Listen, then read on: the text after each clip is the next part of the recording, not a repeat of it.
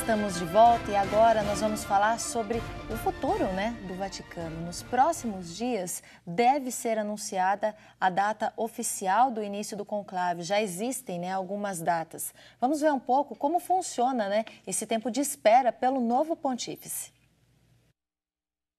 A partir da renúncia do Papa, hoje às 8 horas da noite, horário local, e às 4 da tarde, horário de Brasília, começa a sé vacante. Durante esse período, os cardeais devem se dirigir a Roma para o conclave. O Carmelengo assume o Vaticano. Nenhuma decisão importante deve ser tomada nesse tempo. O Papa Bento XVI divulgou um motu próprio, em que mudou as regras para o conclave. Antes, o conclave só poderia ser convocado 15 dias depois da renúncia ou a morte de um Papa. O Papa deu aos cardeais o direito de antecipar a data. Para começar, é necessário que todos os 115 cardeais estejam no Vaticano. Apenas os cardeais com até 80 anos podem votar.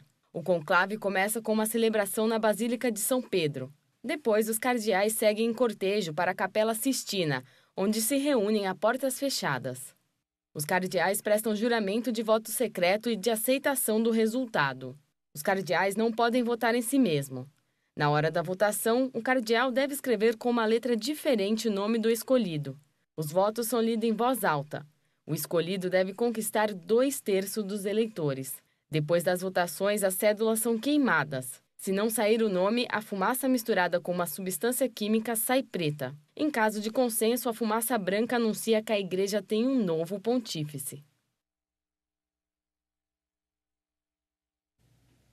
A Igreja já vive um outro momento agora, que é a espera pela fumaça branca. Até lá, muito vai se falar, muito vai se repercutir em torno de quem deve ser o sucessor de Bento XVI.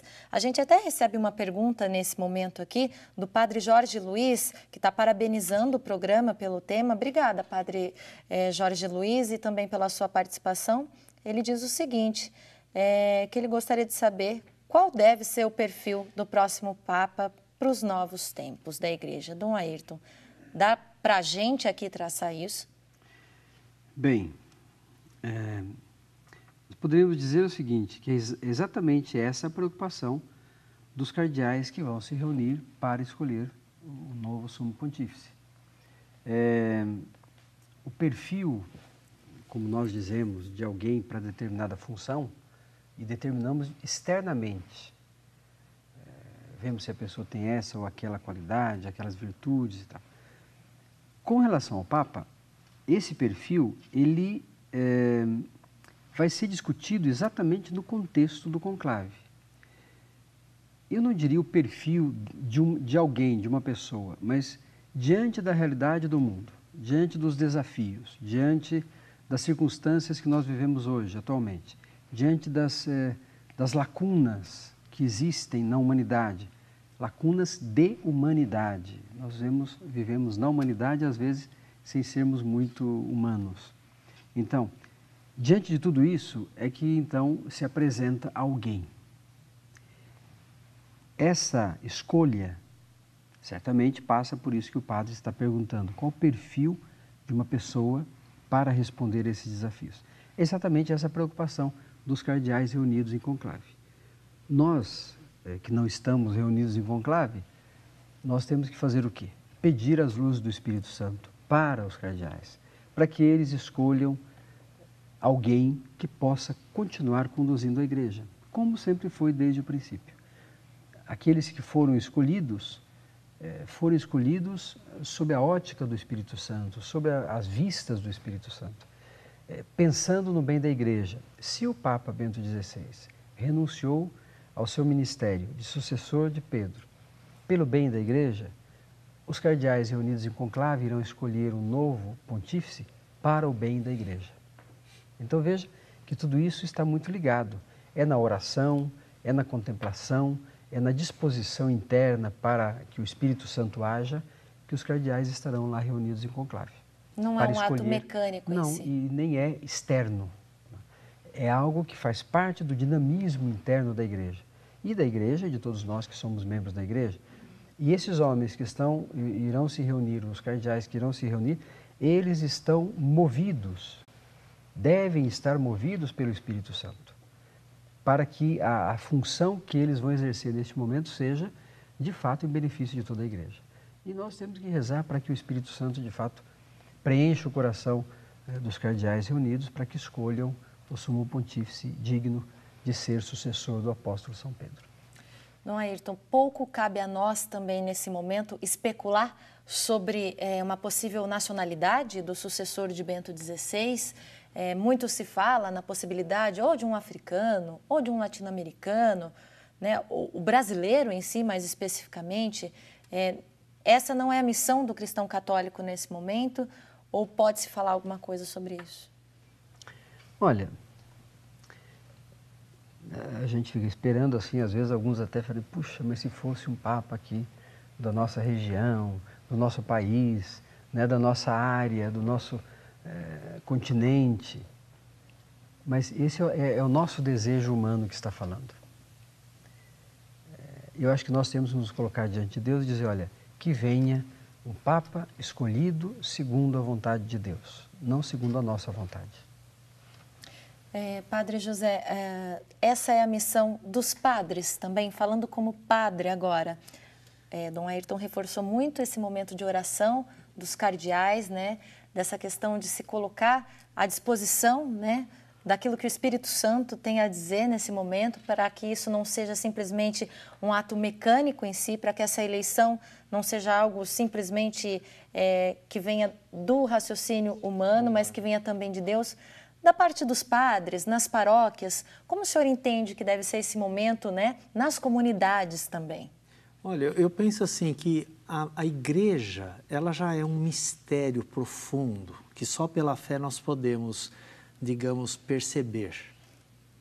Então, tudo que faz parte da história da igreja, suas alegrias, esperanças, dores, sofrimentos, preocupações, deve ocupar o coração de todo cristão, muito especialmente dos sacerdotes, que são consagrados para poder viver essa missão, ajudando também o povo a fazer a sua caminhada de fé.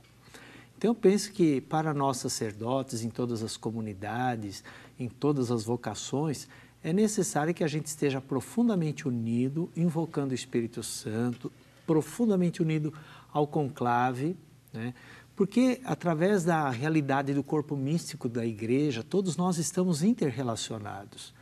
Então, a oração que eu faço é para a igreja, ela de algum modo está injetando na igreja o dom de Deus. E isso que é fundamental para todos nós.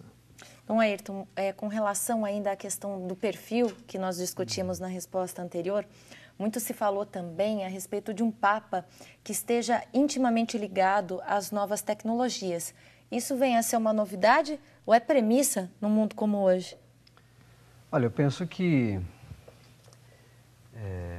a igreja, e eu até tenho essa convicção, a igreja talvez seja uma das instituições que mais utiliza os meios de comunicação e as novas tecnologias.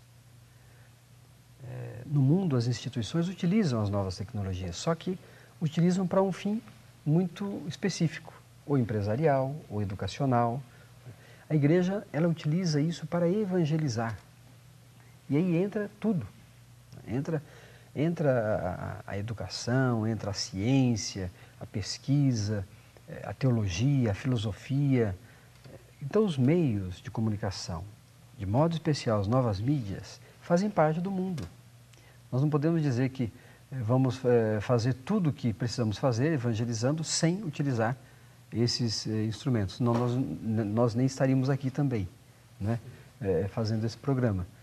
Então, veja, certamente o Papa que será eleito, claro que vai levar em conta tudo isso, tanto é que nem depende do Papa, quer dizer, existe um dos dicastérios na Santa Sé, é exatamente o Conselho Pontifício para as Comunicações Sociais, rádio, televisão, novas mídias. Nós entramos na página da internet hoje e vemos lá na página todas as novas mídias elencadas no site do Vaticano. Então, veja, não dá para de repente dizer, não, agora não usamos mais isso, ou isso está... vamos apagar? Acho que não. Acho que essa preocupação não existe. A igreja está no mundo, quer contribuir com a sociedade, com a humanidade e vai utilizar todos os meios para isso. Ela evolui com o mundo, claro, né? E utiliza todos os meios para isso. Padre José Allen, o conclave, ele tem um número de dias específico para acontecer? Ele dura quanto tempo? Dá para falar nisso?